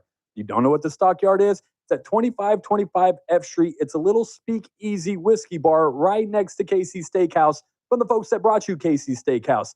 Knock on the door, ring the doorbell. They're going to ask you what's the password. Tell them, why not JR? Be prepared to be transported through time. You're going to go back to the Prohibition era. There's all kinds of little secret doorways to go through. You're going to love this place. Maybe you're going out on a date with your significant other, trying to get a quiet evening in. This is the perfect place to do that. Not only can you get specialty cocktail drinks, but you can also get some of the food and appetizers from Casey's Steakhouse. Maybe you want some steak bites. Maybe you want a shrimp cocktail. They can get that for you. All at the Stockyard Whiskey Bar Speakeasy, 2525 F Street. Stop in, ring the doorbell. When they ask the password, tell them, why not JR? It's the Stockyard, 2525 F Street. I scream. You scream. We all scream. Because Wendy's famous small classic Frosty is just $1 for a limited time. More screaming, happy screaming, summer screaming, dollar small classic Frosty screaming! But please don't scream in the drive-thru. It hurts the employees' ears.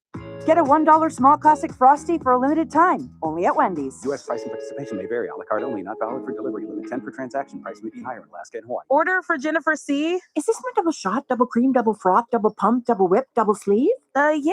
Can you handle that much caffeine? Did you know Discover automatically doubles all the cash back you've earned at the end of your first year? Oh, really? That's great. Seriously, did you know Discover automatically doubles all the cash back you've earned at the end of your first year?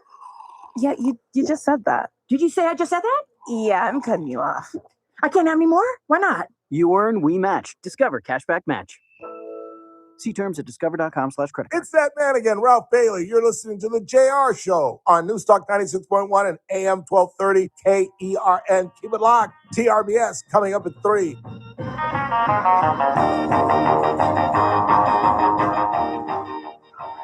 Okay. Trying to do two things at once here.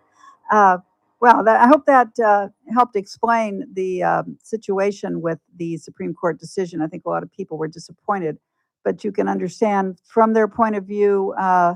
But again, whether it was the 14th Amendment, which was hundreds years ago, or the less than 100, I guess, or the original Constitution writers, they were not anticipating what's happened in this world, nor were they anticipating what a basic welfare created government we have, that if you have nothing, they will provide it all. We can't do that for every people in the world that don't have things. So we've got to protect ourselves. And I think when folks start seeing that their children or the jobs they wanted are going to people that didn't come in here legally or came in under a gimmick and take all the Harvard and Yale spots from them, maybe they'll get serious about it then. But right now it's shown as, well, you have to be sympathetic to the whole thing. And no, rules are rules, and other countries have these rules. We're not unique, and they're much tougher on them. And like I said, I know what it's like to try to bring in legally to become a citizen. And you have to really have everything lined up for yourself: job, place to live, health records, everything. And of course, that's out the window today, just like voter ID is pretty much out the window. But we've got to get it back, and I think time will help us now. So coming up shortly, we're going to hear from our state senator, Shannon Grove. And I want to talk to her about what it's been like. She's been in the legislature, 6 years in the assembly, and then now 8 years in the state senate. What can we do about what's in that building? Because it's not going well, not for Californians. So we'll take a break. This is the JR Show, Kern Radio. Cathy Abernathy filling in. News. I'm Keith Peters in Washington. The U.S. military is carrying out its 10th consecutive night of strikes on Iran to reopen the Strait of Hormuz. U.S. Central Command says the strikes aim to degrade Iranian military capabilities used to attack commercial shipping. The conflict has escalated as Iran retaliates by attacking American allies Kuwait, Jordan, and Bahrain. 2 U.S. soldiers were killed in Jordan on Friday, and another died in Iraq on Saturday. Nolan Xavier Wells, an 18-year-old who was found dead after a July 4th boat trip with his friends to a Gulf Coast island, was remembered in Mississippi today. Wells' death has sparked national attention and calls for a deeper investigation. On Wall Street, the Dow down by 307 points. The Nasdaq dropped 12. More details at srnnews.com. Are you carrying more than $10,000 in credit card debt? Do you? Headlines from the KERN newsroom. An ID made in the drowning that happened near Hart Park on the Kern River Thursday afternoon. The Kern County Coroner's Office says the man whose body was found Friday morning just before 9 was 30-year-old Mario Antonio, officer of Bakersfield. Witnesses say that he and his friends were tubing on the river and he slipped off of his tube. If you remember the story of a man whose body was found back on June 15th on 28th Street, just west of Chester Avenue, you should be aware that 32-year-old Hector Eric Rivera Jr. likely died of both a drug overdose and getting too hot, or hyperthermia. And the Kern County Coroner's Office report says that he actually died 2 days earlier, June 13th. That report was released late last week. I'm Chris Davis in the KERN newsroom with news every half hour and when it breaks on Newstalk 96.1 and AM 1230. KERN. Kern Radio.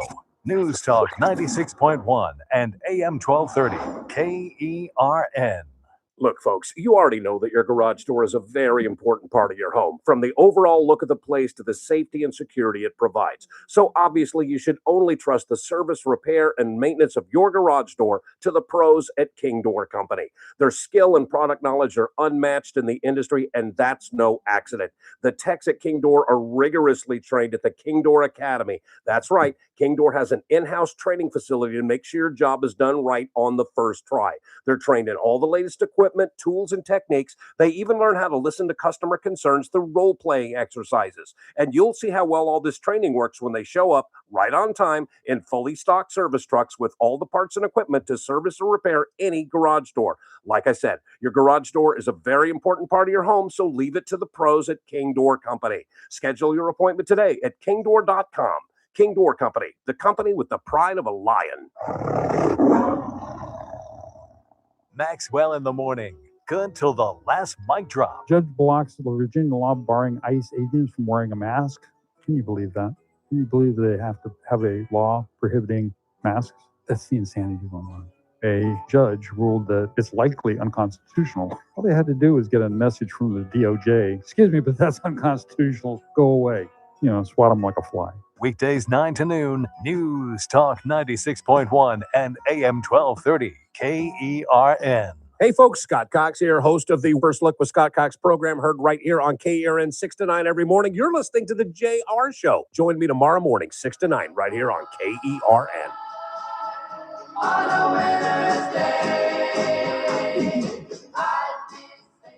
All right, it's 2:30 on a Monday afternoon, and this is a JR Show, and Cathy Abernathy filling in. We've been discussing some of the issues going on and that come out of Congress, and of course Sacramento. And as I keep telling everybody, the problems come more from Sacramento in terms of our daily lifestyle than Washington D.C. And yet all the news and all the attention is not on our state capital. I don't know any network in California, or any news media in California that even cover it substantially. Years ago they did, but they're getting away with murder now. But somebody who tries to stop them getting away from murder as much as she can has been our assemblywoman, and now she's our state senator and currently a candidate for State Board of Equalization, is Shannon Grove. And so I asked her to come on, and she's welcome to talk about anything, but I'm really curious, what the heck is going on with the kind of people in that building, because the things coming out of there just are shocking. But Shannon Grove, welcome to the show. Hey, Cathy, thanks for having me on. I appreciate it. Well, you tell us, you lasted a lot longer than Stan Ellis did with that crowd up there. So tell us, what do you think is the reason why we have such disconnect between just rational government policy and, shutting down oil, shutting down water sources for ag and all those things, that mental setup there? Well, obviously, the obvious answer to that is because Democrats are in control, and it's not only Democrats anymore, it's really progressive.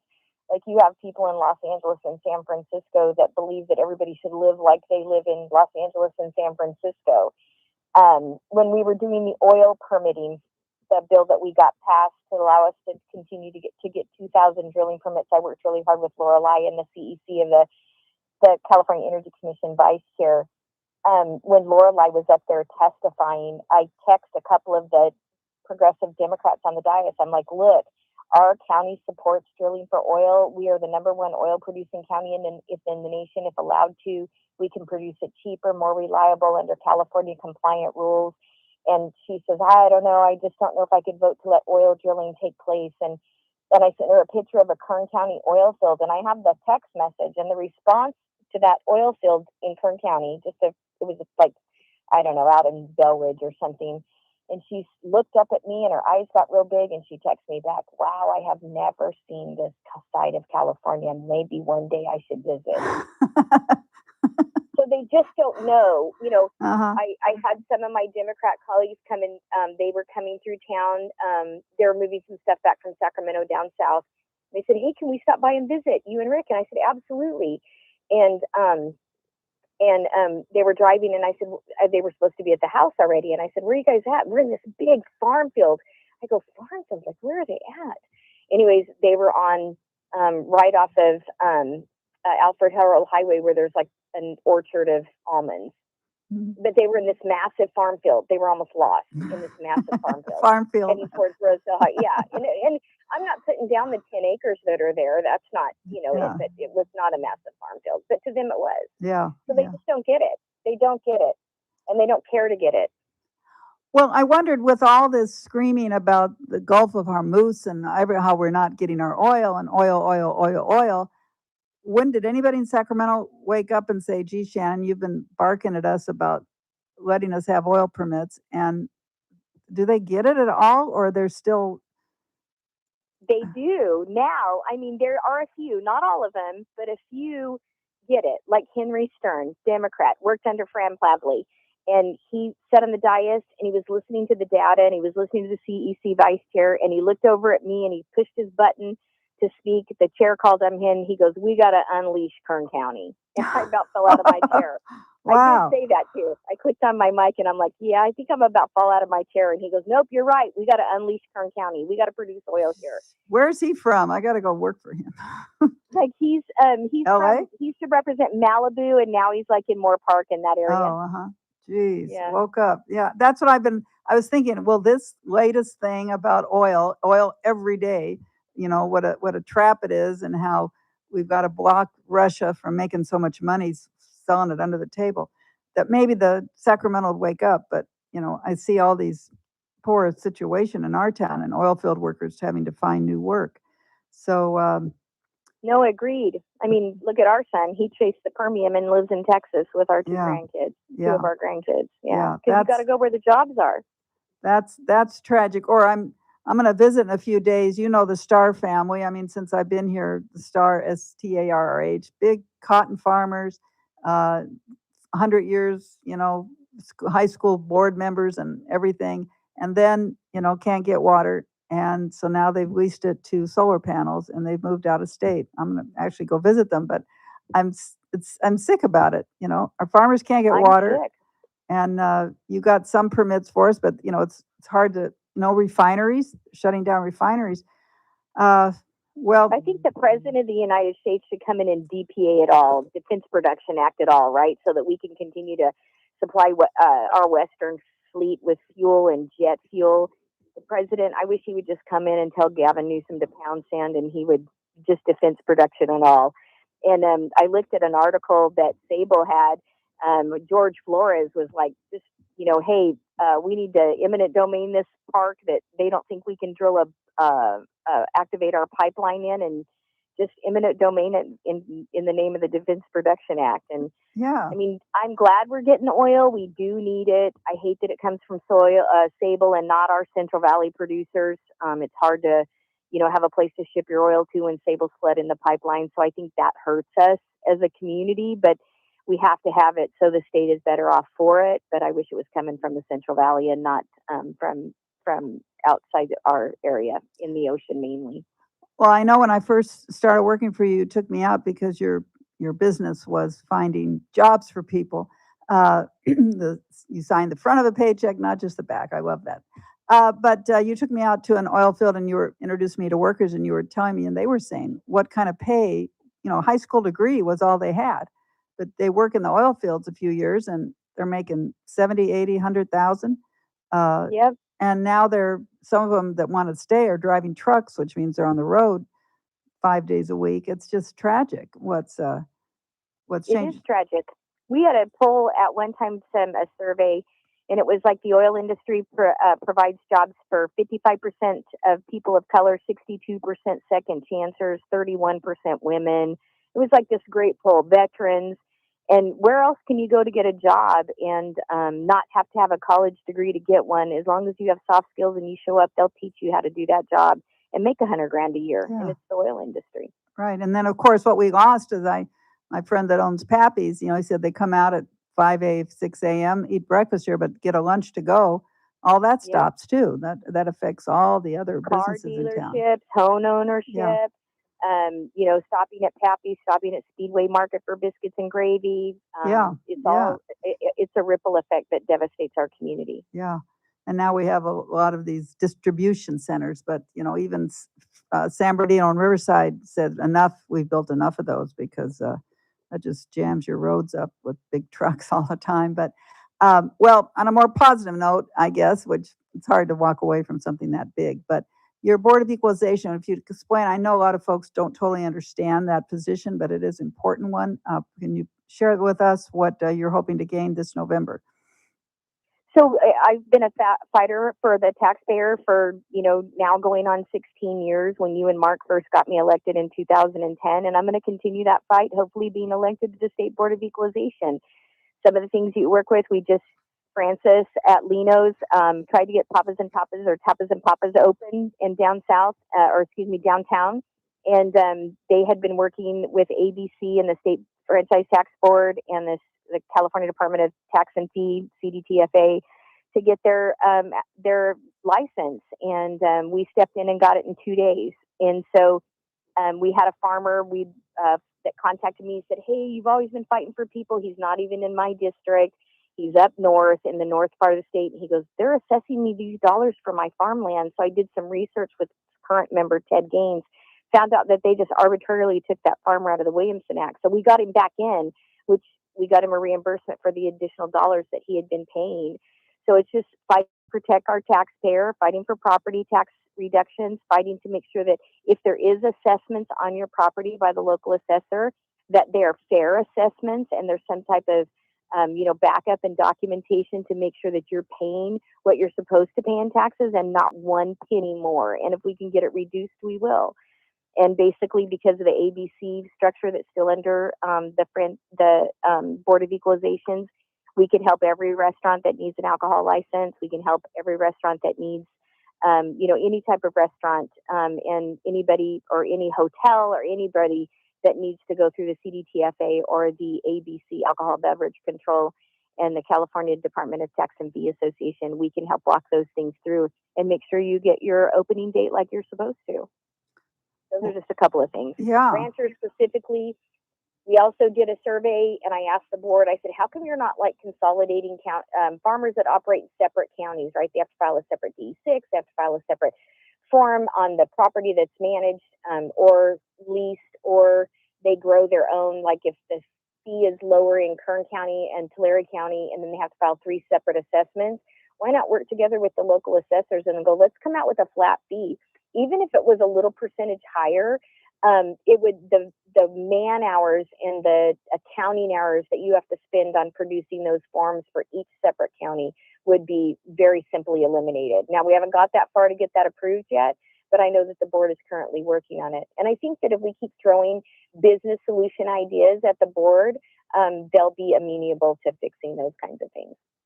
Now, this board, there's a total of 5 of you, and they divide up the state. Can you tell, maybe some of our listeners have relatives or friends in some of the other counties? Maybe you can tell us some of the top, I think you've got 22 counties? 32. 32 counties. Some of them are cow counties, I guess, but they still count. But can you rattle off some of the larger ones that are in this, I know in South you start around San Bernardino. San Bernardino and go all the way north to the east part of the state. So all the east part of the state, all the way up to North State, down through the Central Valley. So obviously Kern, Tulare, Fresno, San Bernardino. Riverside was redrawn into another district, which makes it more competitive, and we could have 2 Republicans on the board instead of just one. Nice. Because Riverside went to a different part of the district. So I have had District 1, and it's like I said, San Bernardino, all the way up the east part of the state. So Placer, Sacramento, Tehama, Siskiyou, Stanislaus, Sacramento County is a big one. Obviously, San Bernardino County is a big one, and then the Central Valley, Kern, Tulare, and Fresno. I've been working a lot in El Dorado County, Placer County, been staying up in the North State for a while, trying to get endorsements and raise money up there, get my name out. And so just keep working the district, but it's a pretty big district. That's huge. Of course, that's why I would say you need to run for governor, but if you get this, maybe you can. Steve Hilton. Yeah, well, this time, yes, Steve Hilton. But that gets me right back, which I'll probably go into in my last segment, about the reason that the odds are against Shannon in that state capitol building, the numbers when she says not just Democrat, but they're far left, is because of the way the seats are drawn. And they are so gerrymandered. I think people have learned that term. It's not a term, unfortunately, we all know it now because of what happened last fall where they stole 5 more congressional seats. But we've got to have reform so that state capitol building reflects the state. When 40% of the state votes for Trump, 45% voted for an unknown Republican with no money who ran for controller statewide. We have the California voter, but not when they draw these lines. Well, it's not only that. It's like I love what President Trump is doing with the U.S. Postal Service, right? He's like, no ballots postmarked after Election Day will be delivered, right? So Right. I think that's the gist of it. So, which is really great because even take my seat, the seat that I'm running for. You think election night I was about 165,000 votes ahead, and now I'm like 7,000 votes ahead. Right. Yeah. It And I takes. think every candidate has that. It doesn't matter if it's an assembly member, a senator. Everybody is ahead on election night, and then after election night, that dwindles down to it's sometimes a negative, which is not good. And so it just every other state, and we're supposed to be the fourth largest economy. The governor touts that all the time. Every other state can get their ballots counted overnight, right? And us, it takes 30 days. It's ridiculous. Yeah. Well, they've put so much. They're so much more generous, like you said. It couldn't come in late. Everything in the old days, and the old days was like 5-6 years ago, had to be in by 8 p.m. I tell people when Chad Louis ran, I have a picture timed that says 10:40 p.m. and he ran countywide, and we were celebrating. It was a tough race. It was tight, but we knew we won. 10:40 p.m. election night. Not anymore. I remember that. Yeah. I remember that race. Yeah. But that's my remember that proof that in 2018, a tight race countywide, and we knew the results by 10:45 at night. So it was always waiting for Ridgecrest to get in, and that was the only place out it that took longer. But so anything? So you folks are out of session right now. You're back in August.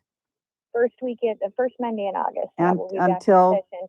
And it's until the end of August, the 30th, whatever the last day of August 31st. But and it's going to be a mess because they don't read anything. They just pass everything. They let staff do all the work.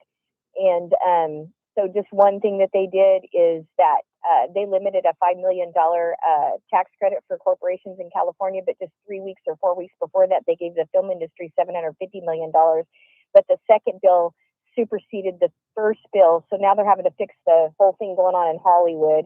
They got to fix the budget issue. They've got a whole bunch of problems that they just crammed through in June without any oversight whatsoever.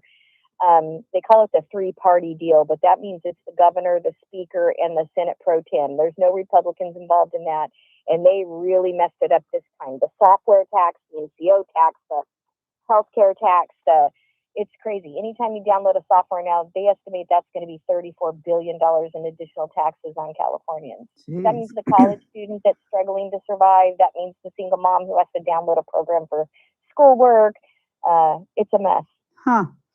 Yeah, they just can't get over themselves that they somehow know it all and they really mess it all up. That's why I keep telling folks, we want Steve Hilton to win, but when he gets there, what's he going to do? Veto every bill, but they've got the votes to override a veto. We have to change who's in the building. That takes redistricting reform. As you know, the Mark Abernathy plan that I'm going to someday find $2.5 million to get the signatures and get it going. But but in the meantime, we got Saul Ione and Guillermo Gonzalez and Saul Ione. They're working hard, and that'll give us 2 additional seats we have to have. Right, that's right. Right here in Kern County, we have a state Senate seat. It's currently held by a Democrat, Hurtado, who doesn't like to debate for good reason.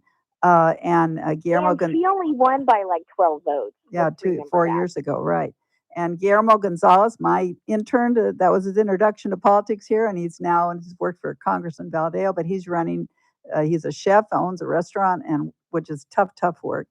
And of course, Saul Ione, the mayor of McFarland, who's turned around that town so much. They had no police force from when he got there from midnight to 4 a.m., and everybody knew it. So that kind of meant if you want to do something, this is the time to do it. But he's changed all that. So he turned it around, made it profitable. He knows how to solve problems. Yes, he really does. He's really good at that. Really good. So those are 2 good candidates. I know you're helping them a lot. We all are. Okay, well, Shannon, we appreciate your time and the work you've done here for us here, and you will still be doing it when this Board of Equalization seat, and I hope folks listening will look into talking to their friends in these other counties so they know about Shannon. Thank you so much. State Senator Shannon Grove. Thank you. Have a great day. All right. Okay, boy, she's got her mind on a lot of activities, and but she will get it done. I'm certain of that, and it looks strong for the race in November, but still have to remind and push folks to be sure to vote, because that's one problem. The ballot is so long, so many races, that people quit voting midway through after governor and a couple races. Can't do that. Got to vote all the way to the bottom. All right. Well, Chris, let's put in another commercial here break real quick, and then we'll be back to close up. Kern Radio, News Talk 96.1 and AM 1230, KERN. First Look with Scott Cox, mornings 6 to 9 a.m. On the Tuesday edition of the First Look program, the county has extended our Golden Mussel emergency declaration. We'll talk about Lois Henry will be here from SJV Water. We'll talk about whatever's going on in the world of water. We'll just see if golden mussels come up. We have news and traffic and weather. It's all happening 6 to 9 a.m. right here at News Talk 96.1 and AM 1230 KERN. News Talk 96.1 and AM 1230 KERN. Someone had a birthday. Yep, 50. Can't believe it. 50 years of wisdom. Great segue. We have a health reminder from the CDC. Pneumococcal vaccination is recommended for adults 50 or older. Says here, we're over 6 times more likely to be hospitalized with pneumococcal pneumonia than adults under 50. I don't love those odds. Same. Look what I found. Pfizer's Prevnar 20 is proven to help protect adults against pneumococcal pneumonia and invasive pneumococcal disease in just 1 dose, and millions have already gotten it. Continued approval may depend on a supportive study. Don't get Prevnar 20 if you have a severe allergy to its ingredients. A weakened immune system may lower your response. Common side effects include injection site pain and swelling, fatigue, headache, muscle, and joint pain. For full prescribing information, please call 1-855-213-2138. Visit Prevnar20.com or talk to your doctor or pharmacist. I'm on Prevnar20.com now, scheduling my appointment. Good idea. And happy 50th. Everywhere you look, things are getting more expensive. But at Consumer Cellular, we're lowering the price for those 50 and up. Now you can get unlimited everything for just $35 a line. That's $35 a month for unlimited talk, text, and data. Switch to the carrier ranked #1 in network coverage and customer satisfaction and get unlimited everything for just $35 a month. Call 1-888-FREEDOM or visit Consumer Cellular online or in-store today. Price includes $5 credit for auto pay and e-billing. Taxes and fees apply. Data speeds reduced after 35 gigabytes. Rankings done by 2025 ACSI survey. If the world were like a Sleep Number mattress, everything would adapt for your comfort. Your coffee would never get cold. Your flight would always be on time. And your mattress would always respond to you and your unique sleep needs. Sleep Number mattresses are designed to respond to your body and shift with your changing life, helping you fall asleep faster and stay asleep longer. To experience a whole new world of comfort, visit a Sleep Number store or go to sleepnumber.com. Sleep Number. To a good life sleep. Are you looking for a hospital that truly cares for your health and well-being? At Good Samaritan Hospital, they provide high-quality medical detox, psychiatric services, and medical and surgical care. They accept most insurances, including Medi-Cal, Medicare, and Kern Family. They offer Kern County's longest-standing inpatient detox program with dual diagnosis that combines medical care and withdrawal management all under one roof. Learn more at GoodSamaritanHospital.com or call 661-215-7500. Good Samaritan Hospital. They care for their community. It's that man again, Ralph Bailey. You're listening to the JR Show on News Talk 96.1 and AM 1230 KERN. Keep it locked. TRBS coming up at 3. Now, my girl, you're so young and pretty. Do I know this song? It's a lesser known song from the Animals. Oh, okay. I do know the Animals. So I did. Yeah, I don't know if my daughter's ever heard of the Animals. You don't hear about them. Are they all gone? Are they that old? I don't know if they're gone, but they're definitely not Animals. relevant. Yeah, that's funny. I haven't heard that in a long time. Well, as we wrap up, and I'm not sure, is JR back this week or not till Monday? No, he won't be back until Monday. Until Monday. Okay. Well, you'll have him back, and he'll probably keep having them play the getting cut off. Of course, there's a limited time. I don't blame the mayor. There's a limited time you're allowed to speak before the council. But want to thank our guest, of course, State Senator Shannon Grove, who works pretty much around the clock. I used to tell her when she'd be texting back at 3 a.m, please hold your text and reply later so people don't think you're crazy. But no, she's around the clock on this work. Um, but and then of course Amy Swearer, who's I think got a good idea if we can get a proposal through Congress, House and Senate to straighten up this birthright citizenship. If we need to have it the way the Supreme Court is looking at it, we could still make some clarifications on people who play games, and there is huge financial games being played to create birthright citizenship for totally different reasons than being loyal to the United States. And that needs to be looked at. And then as you hear criticisms about President Trump, which you hear him 24 hours a day, and I know he has issues with the election in 2020, but he is absolutely right that we need to have election integrity. And one of that is identity, proof of identity when you vote. And like I said, and I'm afraid someone's going to make the Kern County library system change, but if the Kern County and every library in the state requires an ID to get a library card, and proof not just of who you are, but that you get mail in your name or in a family member's name at that address by bringing in your PG&E bill or something. I think that's really significant that we should be pushing harder to require that for voting, because there is no way I could walk up right now and say I am Cathy, I just forgot JR's whatever his last name, or Mrs. Ralph Bailey, Cathy Abernathy, Cathy Bailey.